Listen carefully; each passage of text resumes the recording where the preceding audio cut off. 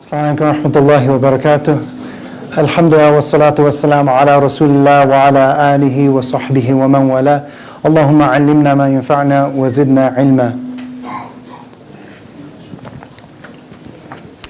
So, inshallah ta'ala, we are continuing our series on atheism and the crisis of faith. And this is the third lecture in the series. And the topic of today's lecture is the topic of hidayah, guidance, humanity's need for guidance. Okay?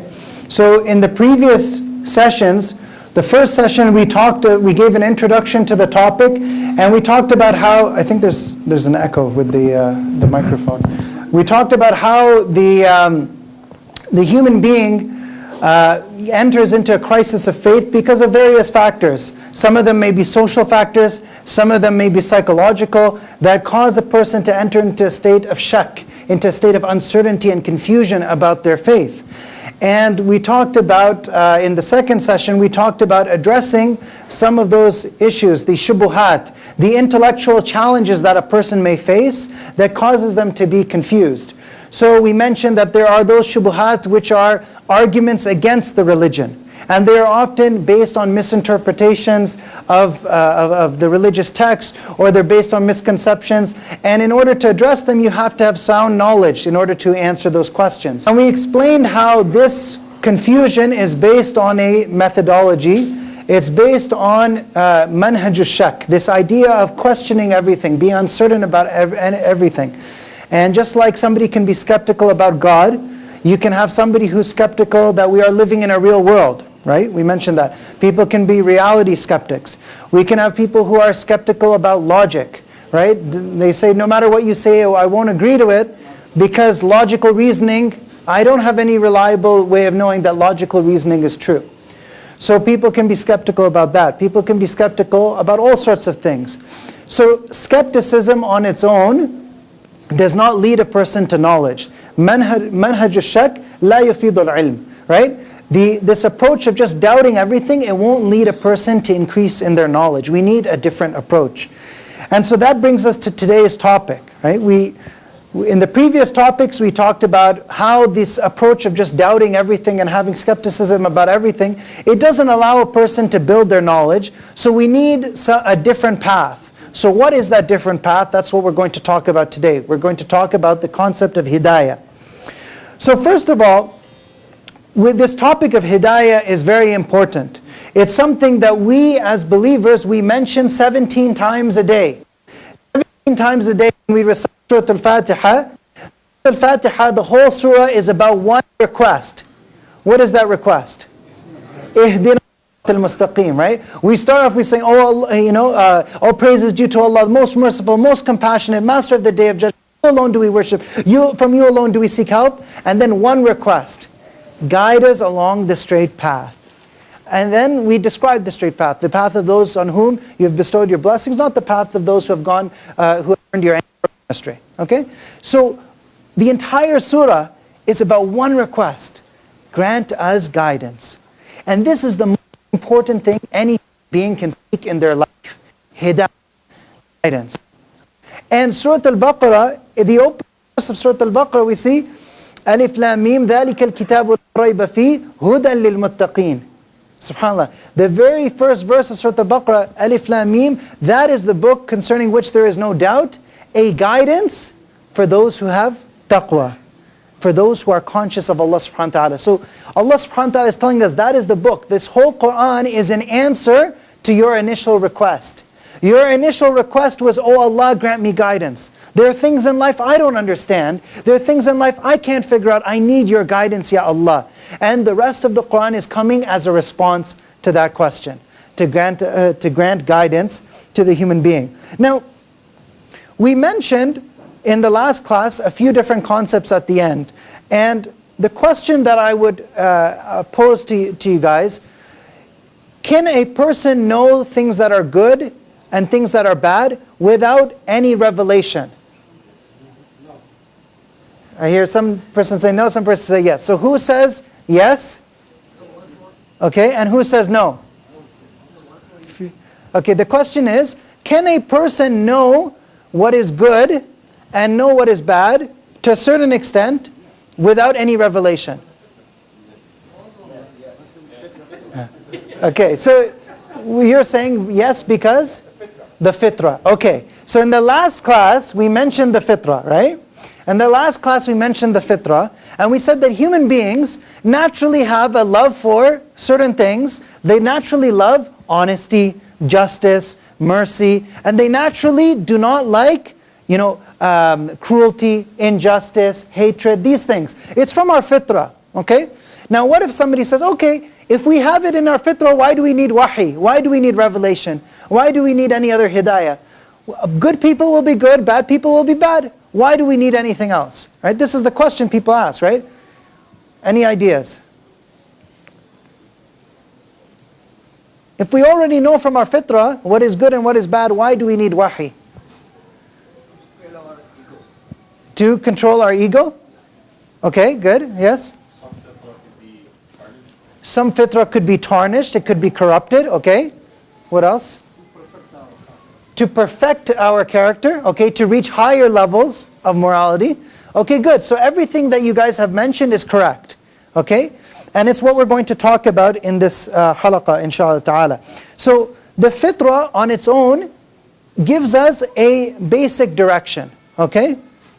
It's like a compass. If you have a compass and you know, okay, I need to get from here to the airport. And you know generally the airport is what? Northeast, right? From here.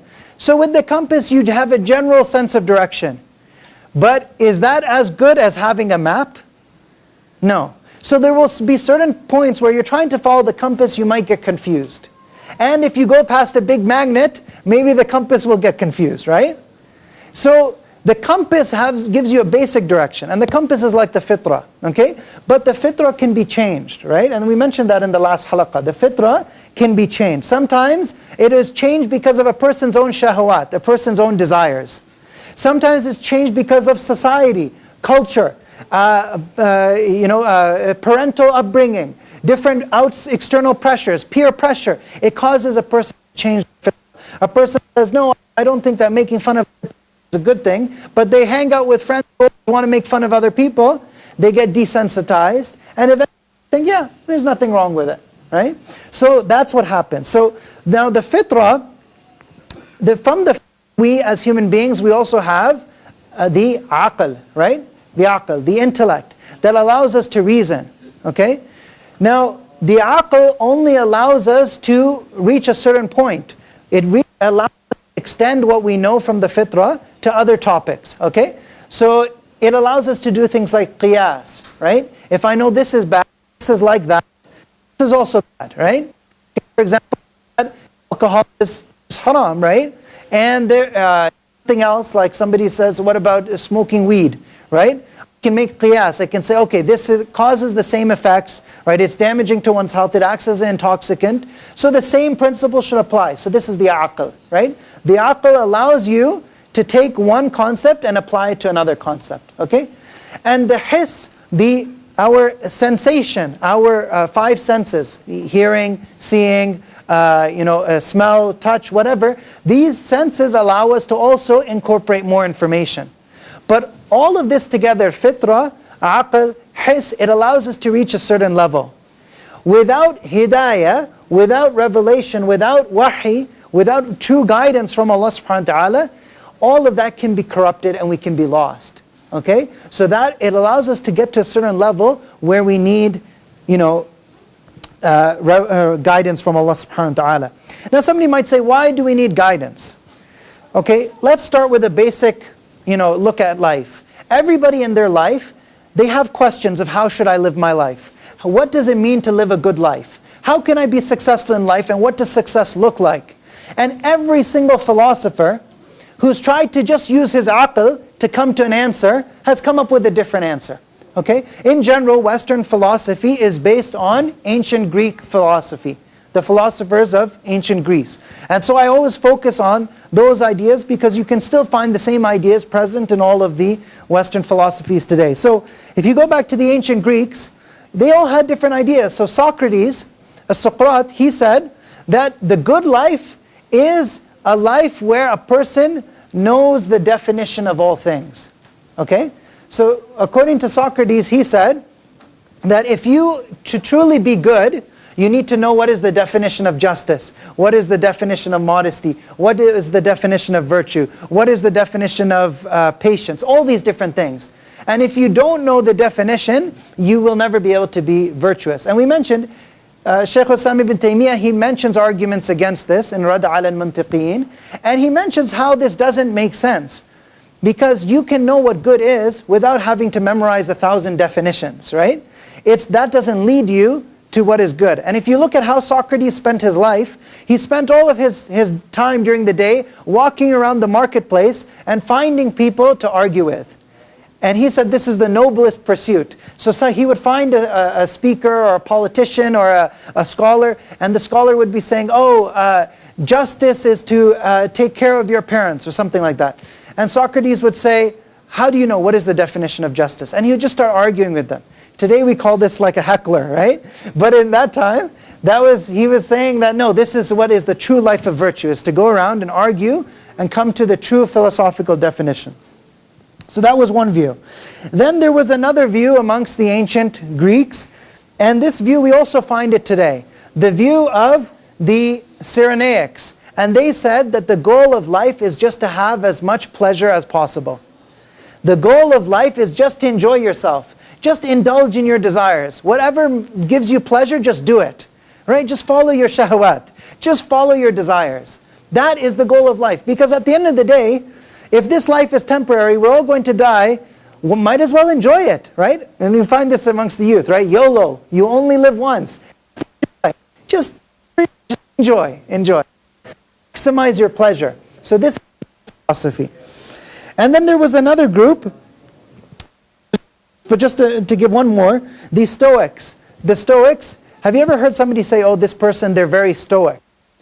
Have you heard that term in English? When they say that, they're saying that the person doesn't show their emotions, right? They are able to be strong. And that was the idea of the Stoics. The Stoics said that true virtue is you cancel out all your emotions altogether. So you think, okay, so I should never be happy, sad, angry, never the emotional. That is how you will attain true virtue. All of these philosophies, they tried to get to this answer with their aql, with their intellect, but they still arrived at contradictory philosophies. So Imam Ibn al-Qayyim rahimahullah, he mentions in Zad al-Ma'ad fi Hadi Khair al-Ibad, which is a book talking about guidance from the life of the Prophet Muhammad sallallahu alaihi wasallam. He mentions that everybody is trying to find guidance in their life. We need to change the microphone? Okay. So we mentioned the different philosophies, ancient Greeks, right? One definition of being good is just arguing till you come up with a definition. Till you come up with a definition of what is justice, what is virtue. Another understanding of goodness is just whatever makes you, fills you with pleasure. Another understanding of goodness is just canceling your desires and your emotions altogether. What does Islam say? Imam Ibn al-Qayyim says, when you look at all the different philosophies out there, you realize that human beings on their own cannot come to true guidance without the guidance brought by the messengers. And that is why Allah subhanahu wa ta'ala did not leave human beings just on their fitrah. Allah has always sent prophets and messengers throughout time to guide people to fulfill their fitrah and to perfect their fitrah with the highest level of iman and akhlaq and deen. So Allah subhanahu wa ta'ala has shown us the path, right? And so Imam Ibn al-Qayyim says, everyone who cares about his soul and its salvation and its happiness should want to know what is that guidance that Allah subhanahu wa ta'ala has revealed.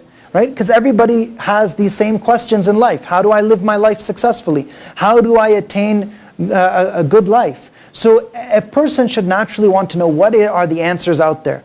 What are the systems of guidance out there? What are the different value systems? And then look at those systems and say which one makes the most sense. Which one is a true system of guidance?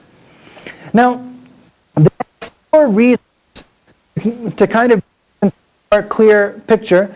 There are 4 reasons why human beings need guidance. 4 reasons.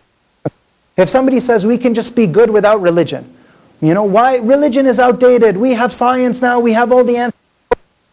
why do we need religion? If somebody says this, that why do you say that we need religion when we can be good without religion? Now, we as Muslims, obviously we believe Islam is the truth. So how do we our understanding that we need Islam in order to reach the perfection of morality? How do we justify that understanding when people there are reasons? And I'm going to take the time to explain all of them one by one, but just to summarize it for anyone who's wants to take notes or list the reasons. The first one is moral ontology, haqiqatul khair wa shar. Okay? The second one is moral epistemology, ma'rifatul khair wa shar. The third one is moral psychology, al-muhasabatun nafs ala al-khair wa shar. And the fourth one is moral sociology, iqamatul khair wa shar fil mujtama'. So how do I explain this? Now, each of these we'll spend some time on to explain. So the first one, why do we need guidance? Okay, the first point is, we cannot arrive at an understanding of the reality of good and evil. What is good and what is evil actually? How do good and evil actually exist? What are they made up of? Haqiqatul khair wa shar, the reality of good and evil. In order to believe in that reality, you need to have iman billah. You need to have faith in Allah subhanahu wa ta'ala. Why is that? If somebody says that we as human beings, we're not created, we're just organisms, biological organisms, and we evolved this way.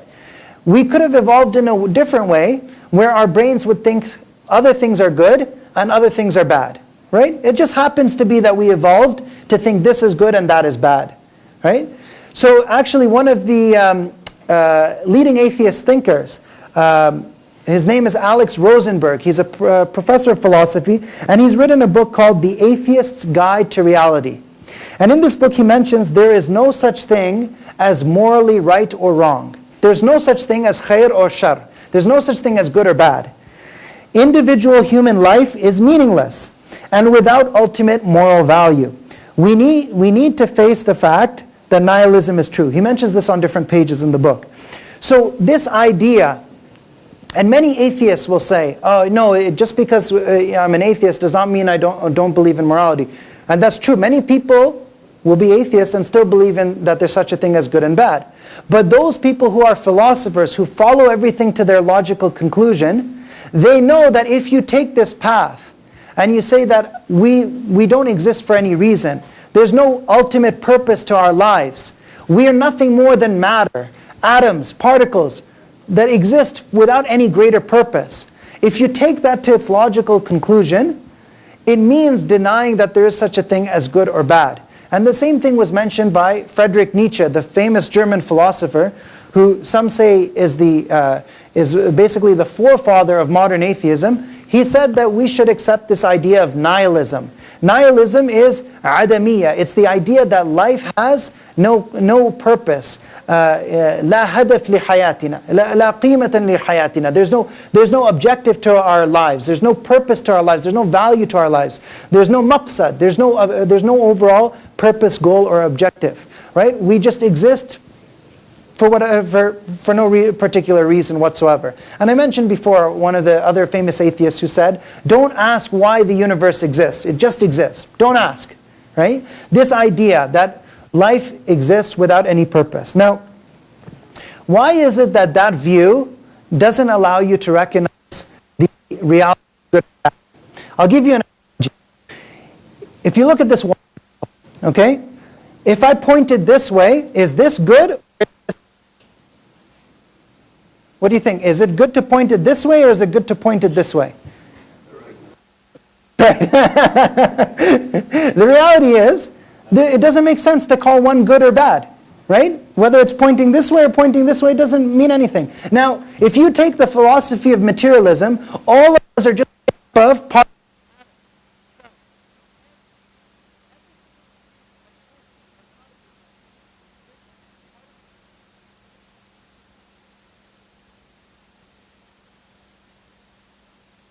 No, it's issue with the mic. It's just cutting in and out. Yeah.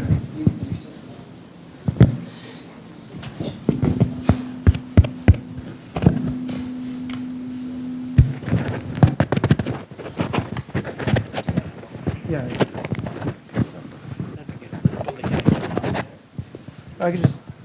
Do we have to move over? You'll have to fix the. Now, is this khair or shar if I'm there or here? That's a good example. Okay, alhamdulillah.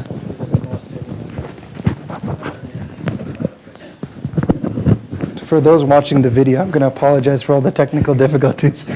I can't imagine what it will be like. Okay, so I was saying, if the human being is nothing more than just particles, right? We're nothing more than just matter, right? Materialism. Then it doesn't make a difference. You know, nothing makes a difference ultimately. There's no such thing as good and bad. It's just different ways that the particles are pointing, okay? You can understand it like that. So, if a person feels pain, they think they're in pain, but really it's just because of different signals, different chemicals in their brain, making them think they're in pain. If a person feels pleasure, it's just different chemicals in their brain. Okay, there's no actual reality to good and bad. And that's what many philosophers have mentioned is the problem of this viewpoint. So in order to believe that there is a haqiqah, there is a reality to khair and shar, we need iman billah. We need to believe that we don't exist without any purpose. That there is a purpose. Well, Allah subhanahu wa ta'ala says, وَمَا خَلَقْنَا السَّمَاءَ وَالْأَرْضَ وَمَا بَيْنَهُمَا بَاطِلًا. We did not create the heavens and the earth and whatever is between them without any purpose, in vain. Right? Allah subhanahu wa ta'ala says that, أَفَحَسِبْتُمْ أَنَّمَا خَلَقْنَاكُمْ عَبَثًا. Do you think that we created you pointlessly? وَأَنَّكُمْ إِلَيْنَا لَا تُرْجَعُونَ. And that you would not return to us? No. Right? The reality is Allah subhanahu wa ta'ala created the creation with a purpose. And things are good because they reflect Allah subhanahu wa ta'ala's divine names and attributes and bring us closer to Allah. And things are bad because they distance us from Allah subhanahu wa ta'ala and they reflect shaitani, they reflect satanic attributes. So, لا بد من إيمان بالله لإثبات حقيقة الخير والشر. You need to have faith in Allah subhanahu wa ta'ala to appreciate the reality of good and evil. Now, the second point, so we said the first one is moral ontology or haqiqat al-khayr wa shar. The second point is, okay, if you believe good and evil exist, how do you know what is good and how do you know what is evil? Ma'rifat al-khayr wa shar, okay? How do you know this is good and this is evil? This is, in philosophy, it's called moral epistemology. How do you know what is good? How do you know what is evil? And we mentioned the first step is the fitrah, and the aql helps as well, and our hiss, our sensation, it helps as well. If we can see that something causes someone pain, then we won't do it, right? We know that that's something that's bad. But to get beyond that, you need to have hidayah. And there's an interesting article by one philosopher, Jesse Prinz, who mentions that why human beings need to have something else. Well, actually he says that there's no such thing as objective moral values because it seems that human beings will always disagree. Human beings will always disagree about what is good and what is bad. So he mentions, if you ask anybody, in our society, is it okay for one human being to eat another human being? Cannibalism. Is it okay? What will they say? No. Okay? But 1/3 of human cultures have been cannibalistic. 1/3 of human cultures were okay with the idea that one person can eat another person. And if you tell them, okay, give me a scientific argument why that is wrong, what will they say? If you say, give me a philosophical argument, why is it wrong for one human being to eat another human being? If this person has consented to it, they say, after I die, you can eat me. And they're happy with it, and they're not going to be in pain. What is the reason? Now we, from an Islamic standpoint, we say Allah subhanahu wa ta'ala says, وَلَقَدْ كَرَّمْنَا بَنِي آدَمَ, right? Allah subhanahu wa ta'ala has honored the human being. And this is something that compromises that honor. So we have a value system that allows us to say, no, that's wrong.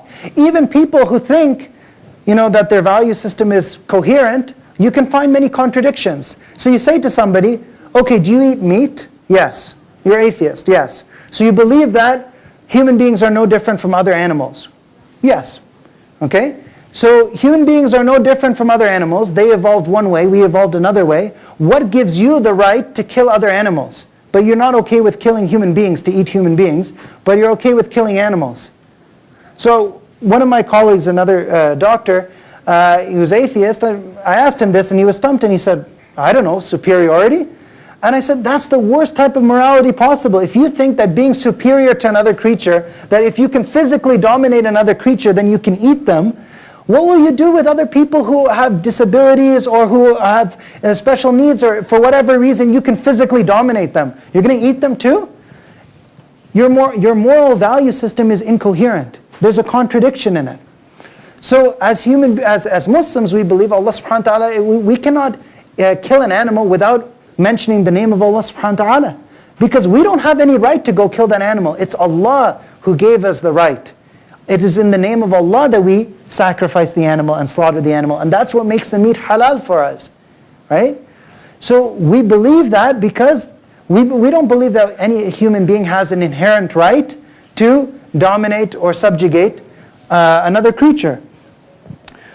Also, there's so many other things that you can point out that people have confusion about. This person says it's good, this person says it's bad. This person says it's this century they say it's good, the previous century they said it's bad. Values change over time. You know, moral values change. In Western culture, we've seen so many different moral values change. Whether it's about issues of sexuality, about intimacy, different value systems, topics like abortion, so many different topics that you look at, people's values change. And for example, you know, some people say that as long as two human beings, or as long as people consent to something, then it's okay. As long as they consented to something, then it's fine. Okay, but what if somebody consents to something and they don't know the harm of it, right? So for example, you know, you look at teenagers, they're maybe not old enough to drive or to vote, but the society considers them old enough to get into a relationship with another person. You know, a relationship that could potentially be psychologically devastating to them. You know, maybe they'll have thoughts of suicide. So they're not old enough to drive or to vote, but they're old enough to take on this decision just because it's consensual, and maybe for the rest of their life they will regret what they consented to. In medicine, we say that before you take a patient to surgery or to a procedure, you have to have informed consent. You have to tell them, before we go for the surgery, you have to know this is the risks. You know, and you have to be able to understand what the risks are. If a person doesn't understand what the harm of something is, does it matter if they consent to it? So as Muslims, we believe that there are many things that we as human beings may not realize that are harmful for us. You know, kids nowadays, they're putting all their pictures on social media. 10 years from now, they'll say, I wish I didn't put those pictures on social media. Now those pictures of me and my family members, whatever, maybe somebody took it from social media and turned it into cyberbullying. They'll regret all of that. But at that time, they consented to it. Right? And look at the changes of values. For example, in Canadian society, something that affects the medical field is the concept of physician-assisted suicide. Before, it wasn't possible in Canada. People used to travel to Scandinavian countries, to Netherlands, for example, if they said, you know, my disease is so bad, I just want to die. I want the doctor to help me commit suicide. That's the idea, physician-assisted suicide. In Canada now, we have a concept, medical assistance in dying. So the idea is, well, if life is just suffering, if there's going to be just more suffering for my life, and I don't think that I'm ever going to enjoy my life, I should have the right to consent to end my life. And think about where that thought process can lead to. A person can say, well, for any person, if they believe that, you know, oh, my job is miserable, I hate my boss, I hate my family, I don't think that my life will ever get better, maybe I should just end my life. In fact, there's philosophers who said things like this, like Arthur Schopenhauer, he said, it would be better if we did not exist at all. All human life is fundamentally suffering. So sometimes we look at suicide and we think, oh wow, that's so irrational, but for many people, it's a rational decision. If you follow a philosophy that says, the only point in life is to maximize your pleasure and to minimize your suffering. If you follow that idea, and you believe human suffering is pointless, there's no point to it at all, then why not end your life? That's the idea that many people come to. And so you can see that human beings, we may make decisions, we may consent to things, and we don't realize they're harmful. And Allah subhanahu wa ta'ala says, أَلَا يَعْلَمُ مَنْ خَلَقْ وَهُوَ اللَّطِيفُ الْخَبِيرُ in Surah Al-Mulk. Does He not know best? The one who created. Allah subhanahu wa ta'ala knows best what is going to harm human beings in society. So societally, what is harmful, what is psychologically harmful, what is spiritually harmful, what is harmful for us in this life and in the next. There may be things that we think are good for us, and people say, oh, we should just follow our desires, do whatever you want. You know, it doesn't seem harmful, let people do this. But there's actual harms that we may not be able to appreciate. So that's one of the other important points. Also, you know, if you look at some of these philosophies that people come up with today, and they say, this is how I will know what is good and what is bad. So some people say, what is good is whatever benefits the majority. Utilitarianism, right? مَا يَنْفَعُ النَّاسِ عَامَّةً مَا يَنْفَعُ النَّاسِ عَامَّةً That's what is whatever I will consider good. So in this philosophy, they have different dilemmas. What would you do? And there was a survey recently that was talking to people about self-driving cars. You know, now they're talking more about how cars are going to drive themselves in the future. And so you just go into the car, you sit in the car, you don't have to drive the car will drive itself. Now they said, what would happen if the car is driving and there's a crowd of people in front of the car, and the only option is the car either hits those people or it crashes into a building and kills the driver. Okay? These are the two options, right? Either it kills all these people, or it crashes into a building and kills the driver. So people said, based on this idea, whatever benefits the majority, most people said, oh, it's better to kill the driver, just kill one person, as long as the majority is spared. But then they asked another question. And they said, what if you are in that car? Would you buy a car where you know it's going to kill you if it has to save people outside? And 80% of people said, no, I don't want to. I would rather it kills the crowd and not me. So people will pick whatever goes with their shahwat, right? Their moral values are always changing.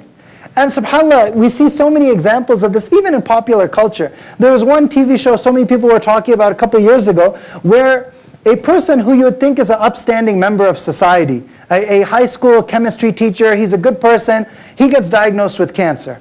Then in order to get money to pay for his cancer bills, this is in America, they don't have the healthcare system that we have, he starts doing drug dealing in order to make money. And then he gets so involved in the drug dealing business that he ends up fighting with other drug gangs. And he ends up killing the other drug leaders, and he does so many evil things. And he says, you know what? If it's about me versus somebody else, I'm always going to pick me. Right? Even if it's a child. If it's my interest, I'm going to do whatever benefits me. And this is an actual viewpoint among some academics. Like there's a philosopher, Ayn Rand, who said that we should all just act in our own self-interest. We should all be selfish. If this life is all we have, then it doesn't make sense to endure suffering for the sake of helping others. Why are you going through life trying to help others? Just do what benefits you. It's an actual philosophy. It's called rational egotism. Just do whatever benefits you. And she said, if you see a poor person who's begging you for money, you should not give the poor person money. You should not do it, because why do you have to purchase your moral value from this poor person? That money belongs to you. Use it to spend on yourself. Don't give the poor person money, right? And so people come up with all sorts of ideas on what is good and what is bad. You know, a lot of people think that, actually I'll mention that in the second point. So to summarize, how would we know what is good and what is bad?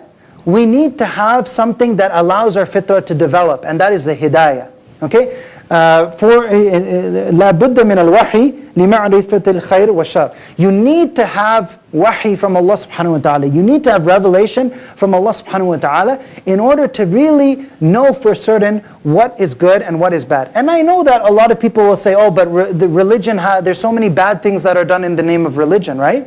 Many people will say that. And so it's difficult for us to say that we as Muslims follow Islam because it leads us to moral goodness when so many people do bad things in the name of Islam, right?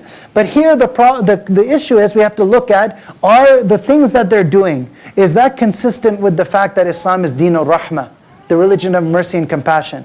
Does it fit with the values of Islam? If it doesn't fit with the values of Islam, then no matter what way they try to justify it, it's not from Islam.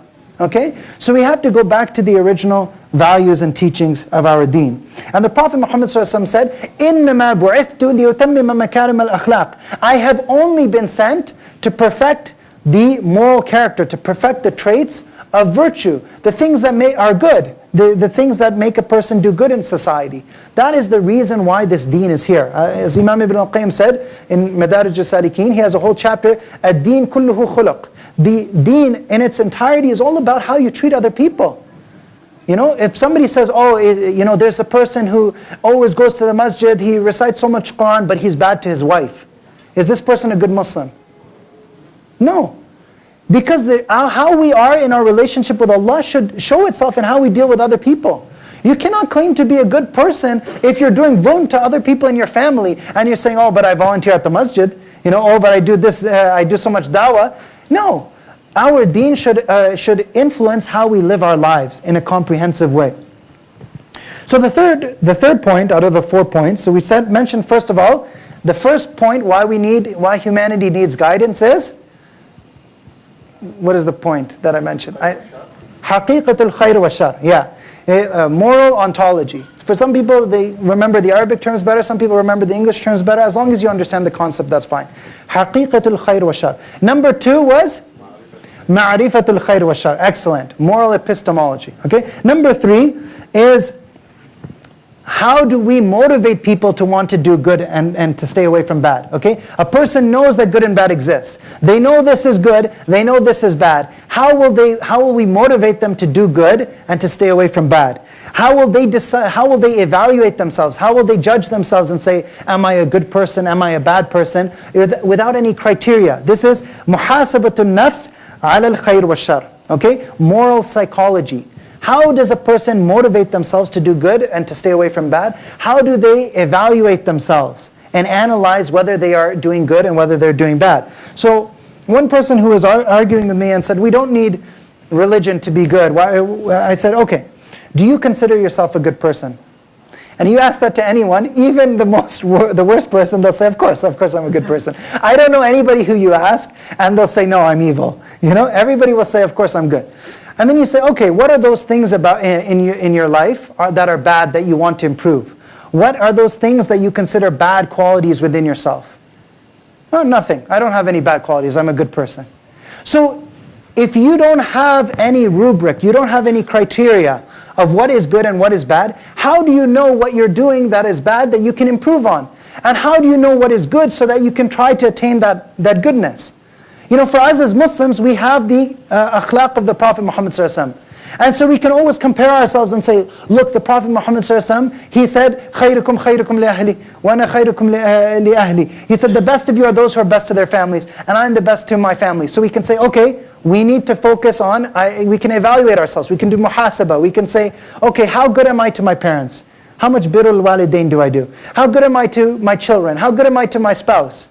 Right? And we can do muhasabah. The Prophet Muhammad ﷺ said, "Man kana yu'minu billahi wal yawmil akhir, falyuhsin ila jarih." Whoever believes in Allah on the last day should take good care of his neighbor, should treat his neighbor with excellence. So you could say, okay, how good am I to the wider community, to my neighbors, my Muslim and non-Muslim neighbors? How good am I to the people that are my neighbors at work, my colleagues? How good am I with the other people that I interact with? The Prophet ﷺ talked about honesty, he talked about generosity, he talked about mercy, he talked about gentleness. How much do I apply those values in my life? Because we have the akhlaq of the Prophet Muhammad ﷺ as a source of hidayah, we can judge what we're doing is whether it's right or whether it's wrong and how we can improve. Okay? And if you look at these different philosophies, you see that they all make the same mistake. A lot of people say, most people are good. You know, there's a psychologist, Jordan Peterson, who makes a very interesting point. He says that most people, they underestimate their own capacity for evil. Meaning that most people think that they themselves would never do something bad. Right? So people say, oh, look at the most evil event, look at the Holocaust, you know, those Nazis. If I was living in the time of the Nazis, I would have been the one person on doing good. And Jordan Peterson says, okay, you think that you would be the one person doing good and the rest of them are all on evil? If you really think that, what evidence is there in your own life right now that you will go against your whole society to stand up for what is good? If you don't, then you would have been doing the same thing as them. You think the whole society is going to do evil and killing and you're going to be the one person on doing good? You would end up following the same path. People just generally follow whatever the culture or society around them says is good or whatever the culture or society around them says is bad, without any source of hidayah.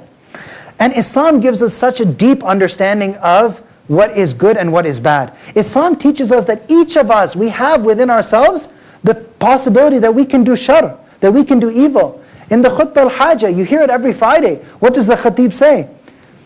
He says, نَعُوذُ بِاللَّهِ مِنْ شُرُورِ أَنفُسِنَا وَمِنْ سَيِّئَاتِ أَعْمَالِنَا. We seek refuge in Allah subhanahu wa ta'ala from the evil within ourselves. Every human being has evil inclinations.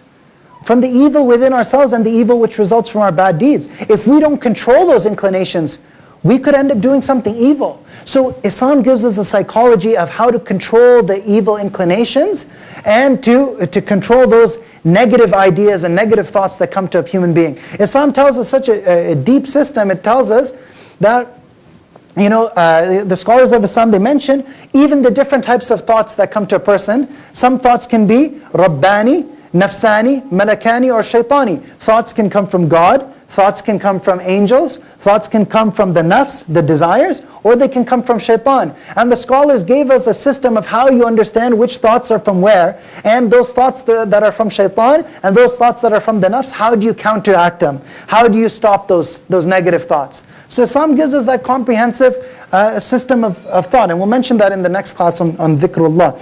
So we have to, in order to really maximize the good that we can do as human beings, we need to be motivated to do good. We need to know that there are consequences for doing bad. That badness leads to Jahannam, goodness leads to Jannah. We need to know how we can counteract negative thoughts within ourselves. We need to have all these different concepts in order to develop ourselves, to achieve tazkiyatun nafs, to achieve the highest levels of goodness. So in order to achieve that level, we have to know what is what is evil and what is good. As the poet said, عرفت الشر لا للشر لكن لتوقيه ومن لا يعرف الشر من الخير يقع فيه. That I learned evil not for the sake of evil, but to protect myself against it. And whoever doesn't know what is evil from what is good, they'll end up falling into it. So every human being needs to, in order to truly reach the levels of goodness, they need to know what is evil and what is good. What am I doing in my life that is bad, that I can improve? And what am I doing in my life that's good? Every human being, every day when we go home, we should ask ourselves, we should do muhasabah. Umar ibn al-Khattab radiallahu anh, he said, حَاسِبُوا أَنفُسَكُمْ قَبْلَ أَن تُحَاسَبُوا. Right? Hold yourself to account before you're held to account. So we find that we have a very powerful concept in Islam of how human beings can be psychologically motivated towards good and to stay away from evil. Also, even the concept of the akhirah, the concept that there's a hereafter, and there are consequences to our good deeds, and there are consequences to our bad deeds. Human beings need this in order to be motivated. And that's why Allah subhanahu wa ta'ala, when He mentions the concept of Jahannam, in Surah Al-Zumar, Allah subhanahu wa ta'ala says, ذَلِكَ يخوف الله به عباده يا عبادي فاتقون. That is how Allah subhanahu wa ta'ala frightens His servants with the concept of Jahannam. Oh, my servants, have fear of me.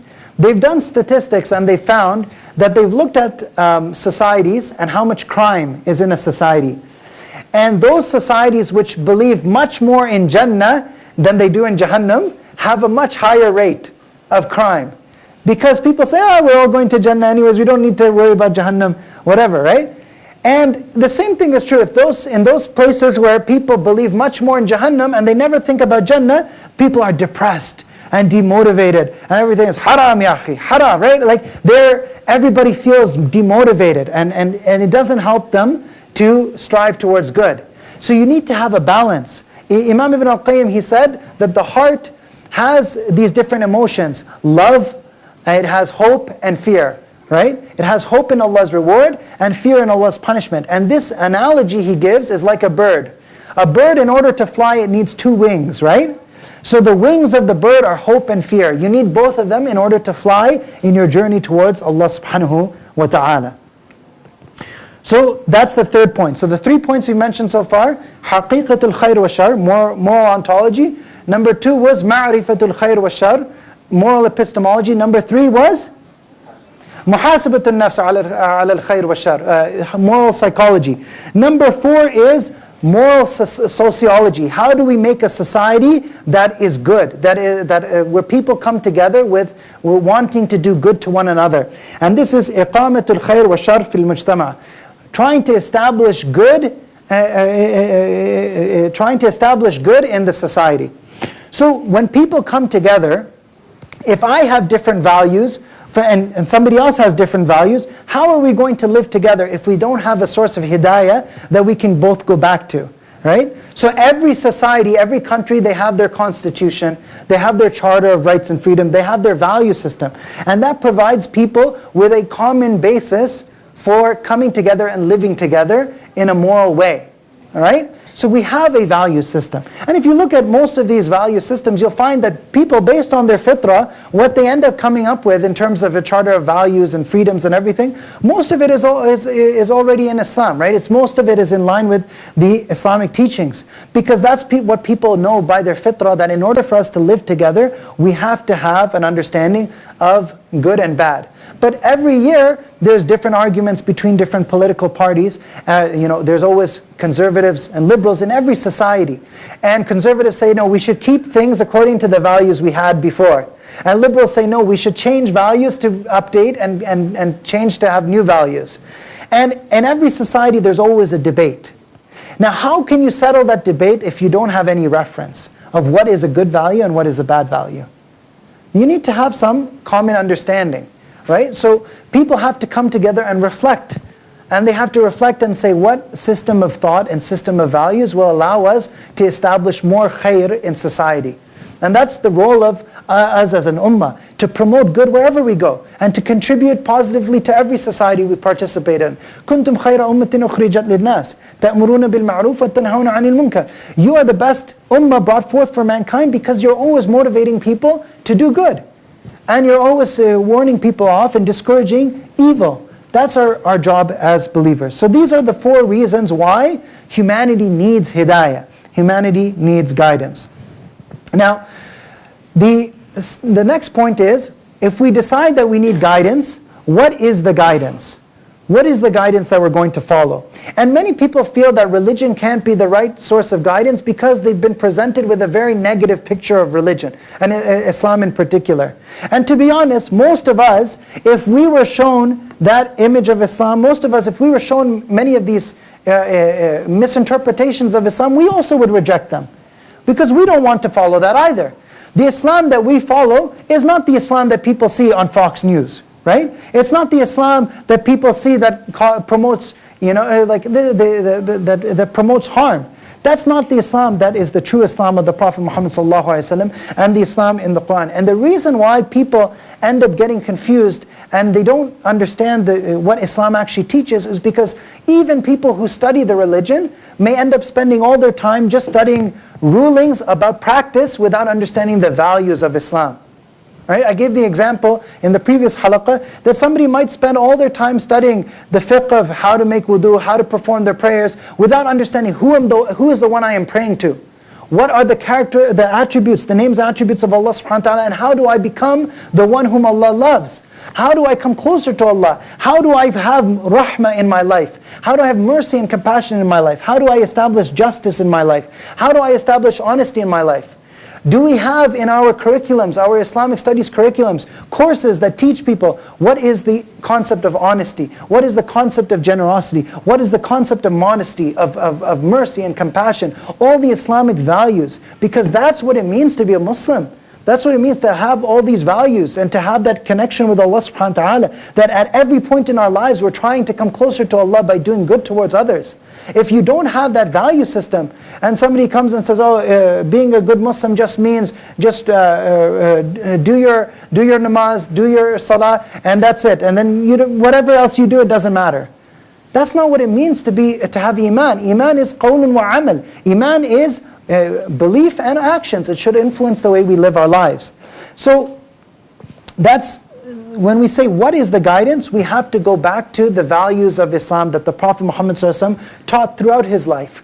And when you look at the life of the Prophet Muhammad ﷺ, how he was as a father, how he was as a husband, how he was as a community leader, how he was as a teacher, all of these different things, you can extract that guidance. The next question is, how do we follow the guidance? People will say, in this time that we live in, there's so much confusion. This person says this is the real Islam. This person says this is the real Islam. We have one sheikh joked that we have more sects, we have more different groups, different firaq in Islam than we have flavors of Baskin-Robbins ice cream. You know, we have so many different flavors of Muslims. So that when you meet somebody and you say, yes, I'm a Muslim, but what flavor of Muslim are you? You know, what type of Muslim are you? And Allah subhanahu wa ta'ala says, هُوَ سَمَّاكُمُ الْمُسْلِمِينَ مِنْ قَبْلِ. Right? He's the one who has named us Muslims. So what does it mean to follow Islam when there's so much confusion out there? A very simple principle. Islam means submitting to Allah subhanahu wa ta'ala. If you submit to Allah, it means you're trying to follow Allah's guidance, right? It means that I'm trying to live my life according to what Allah has sent. And so Islam means following what Allah has sent as it was revealed in the Quran, and as it was explained by Prophet Muhammad ﷺ, and as it was understood by his Sahaba, by his companions, those who learned directly from the Prophet Muhammad ﷺ. If you understand that principle, and it's totally logical, you'll never get confused by this. Don't focus on labels.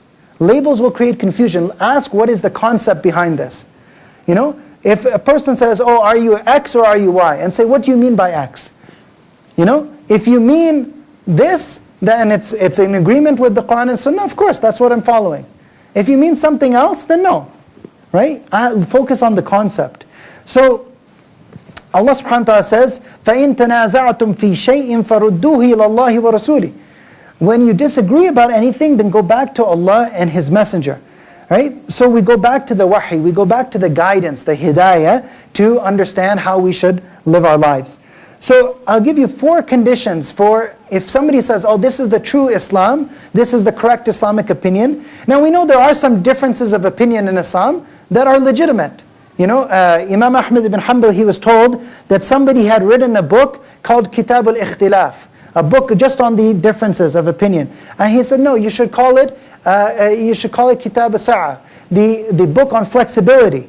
Not book on differences, not a book on disagreements, because there are some disagreements that, you know, the Sahaba radiallahu anhum ajma'in, they disagreed about many things. So there are certain differences of opinion that are legitimate. And then there are other differences of opinion that are not legitimate, right? That contradict what it means to be a Muslim. So there's a joke of, there were 2 brothers, and they were both scholars of the deen. And their father, he was jealous of all the attention they were getting, and he said, I also want people to come and ask me for fatwa.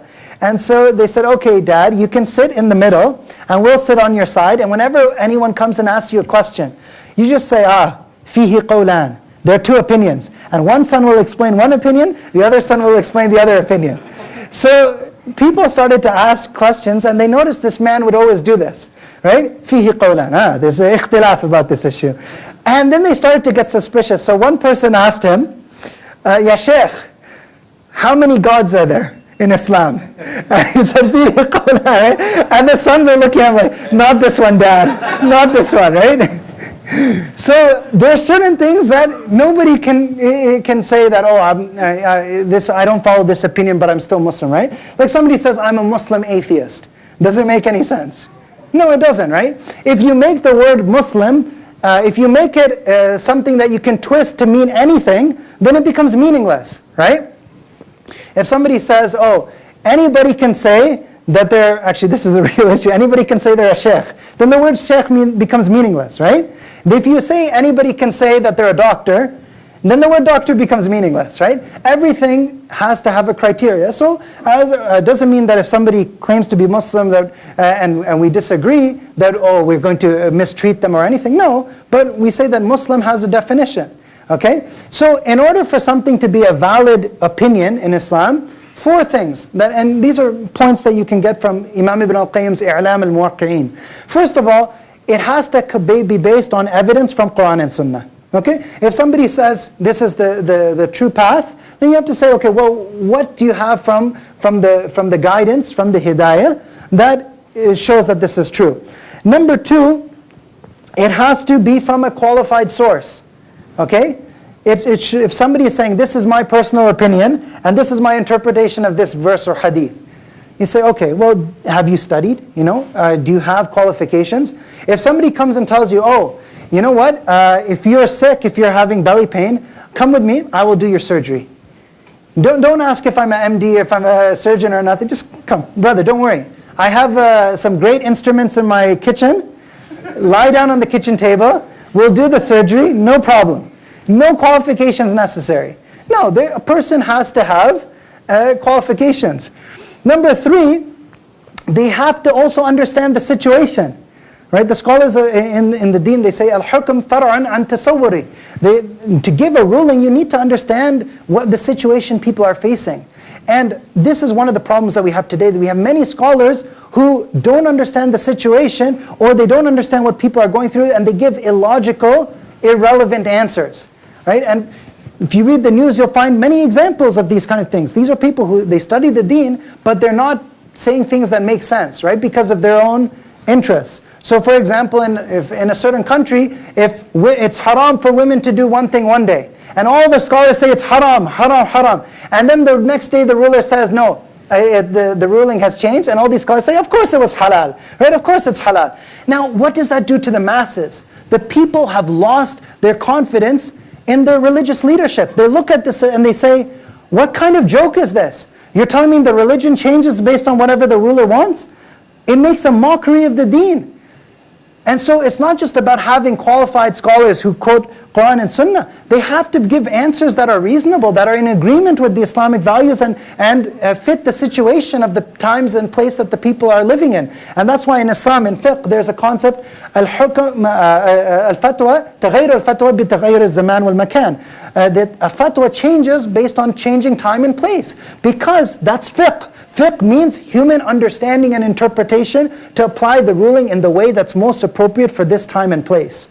Okay? So Abdullah ibn Abbas radiallahu anh, once a person came to him and he was doing a halaqah like this, and a person came and asked him, he said, Ya Shaykh, is there any tawbah, is there any repentance after murder?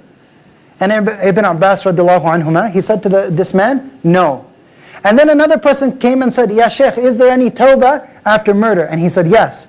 And the student said, what's this? Same question, but you gave a different answer to this person and a different answer to that person. He said, the first person, I saw in his eyes anger.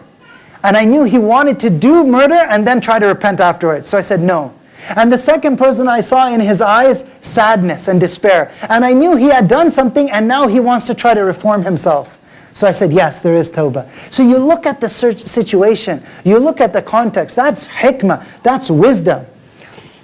So those are the different points. A true opinion has to be based on Quran and Sunnah, has to come from a qualified person, it has to be relevant to the people, and it should be in agreement with the Islamic values.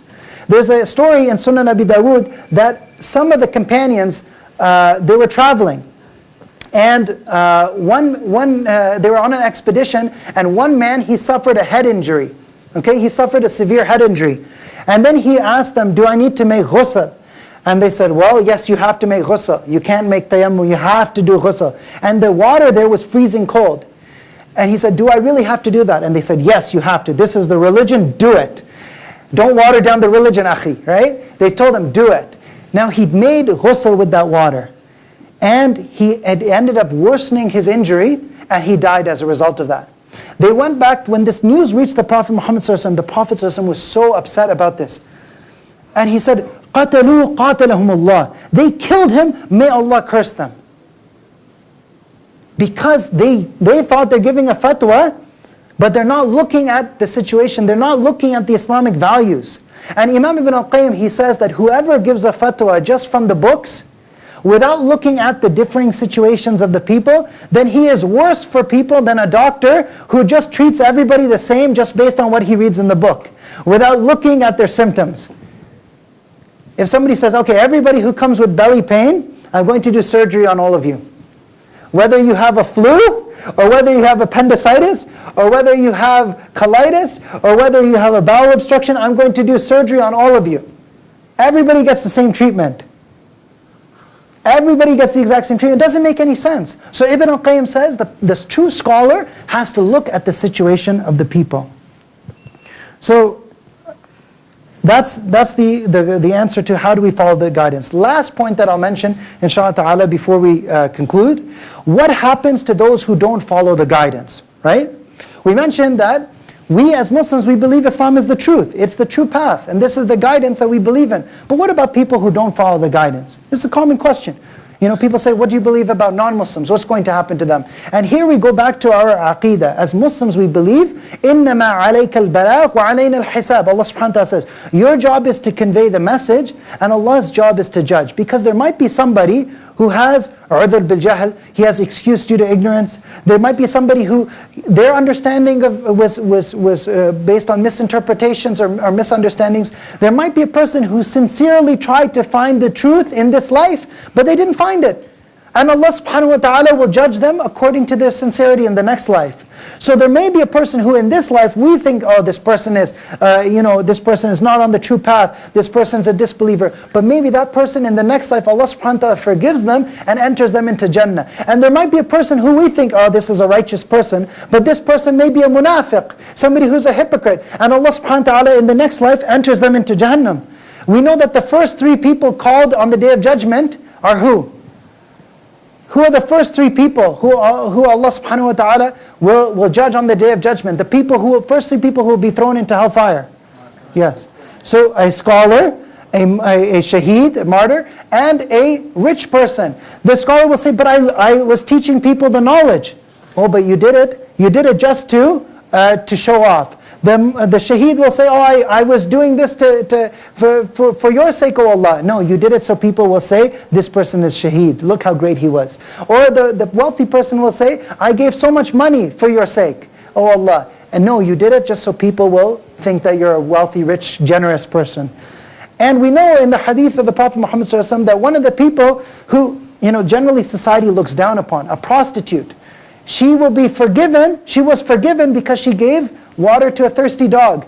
So this is somebody people would say, oh, for sure she's going to Jahannam, for sure. No, Allah subhanahu wa ta'ala forgave her because she gave water to a thirsty dog. Allah subhanahu wa ta'ala loved that action that she did and forgave her as a result of it. So we're not in a position to judge. And in the next life, people in Jahannam will say, وَقَالُوا مَا لَنَا لَا نَرَى رِجَالًا كُنَّا نَعُدُّهُم مِّنَ الْأَشْرَارِ. Why is it that we don't see the people who we were certain these people definitely must be evil people? أَتَّخَذْنَاهُمْ سِخْرِيًّا أَمْ زَاغَتْ عَنْهُمُ الْأَبْصَارُ. Like, what's going on? Why can't we see them? Is there some kind of magic, or are they invisible to us? People are so quick to judge others in this life, but really we should judge ourselves. There's a famous narration, a statement of Hasan al-Basri, طُوبَى لِمَنْ شَغَلَهُ عَيْبُهُ عَنْ عُيُوبِ النَّاسِ. Blessed is a person who is busy with his own faults, his own weaknesses, his own flaws, rather than the weaknesses and flaws of others. So I ask Allah subhanahu wa ta'ala to accept from us and to enable us to follow the divine guidance of Allah subhanahu wa ta'ala and enable us to follow the akhlaq of the Prophet Muhammad sallallahu alaihi wasallam. So inshallah ta'ala, with that we will conclude. Do you have anything to add, Shaykh? Okay. هذا وصلى الله وسلم وبارك على نبينا محمد وعلى آله وصحبه أجمعين وجزاكم الله خيرا والسلام عليكم ورحمة الله وبركاته.